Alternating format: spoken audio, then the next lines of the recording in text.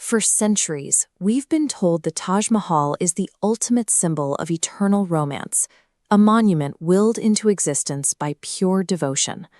But historians tend to be skeptical of love stories that sound this perfect. To understand the reality, we have to look at the man behind the myth. This is Emperor Shah Jahan. In 1631, he ruled the Mughal Empire during its absolute peak of global wealth and military power. That year, his life ruptured. His third wife, Mumtaz Mahal, died suddenly while giving birth to their 14th child. We know the depth of his devastation because it was thoroughly documented in his official court chronicles, the Padshahnamas. The records note that his grief was so severe, his beard turned entirely white overnight. He was left with a profound emotional void, and standard royal mourning practices offered no relief for a ruler with near infinite resources. At the time, the fashion for Agra's wealthy elite was to build large, beautiful garden tombs along the banks of the Yamuna River. Shah Jahan wanted a structure that would dwarf all of them.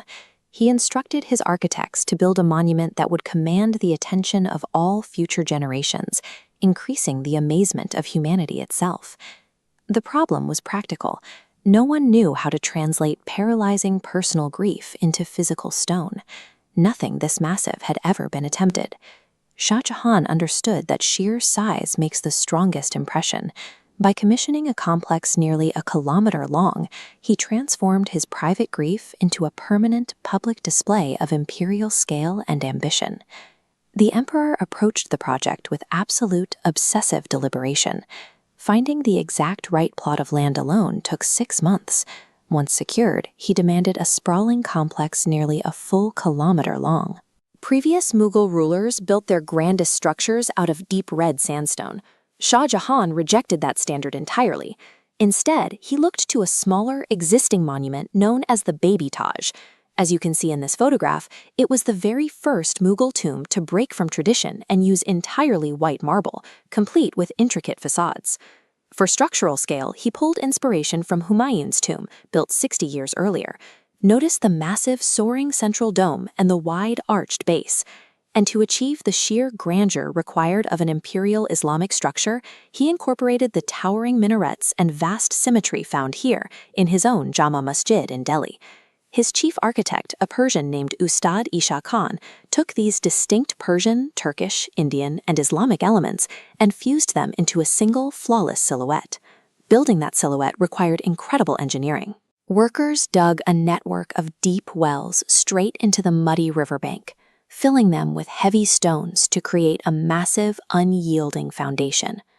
Above ground, an army of 20,000 laborers was mobilized, supported by a heavy lifting fleet of 1,000 elephants. This map illustrates the staggering logistical reach. The base material, snow-white marble, was hauled hundreds of miles from the Makrana quarries in Rajasthan, and marble was only the canvas. He imported 28 distinct precious stones, turquoise from Tibet, sapphires from Arabia, and jade from China. This assembly of global materials required workmanship so delicate that contemporary observers remarked it looked as if it were designed by giants, yet finished by jewelers.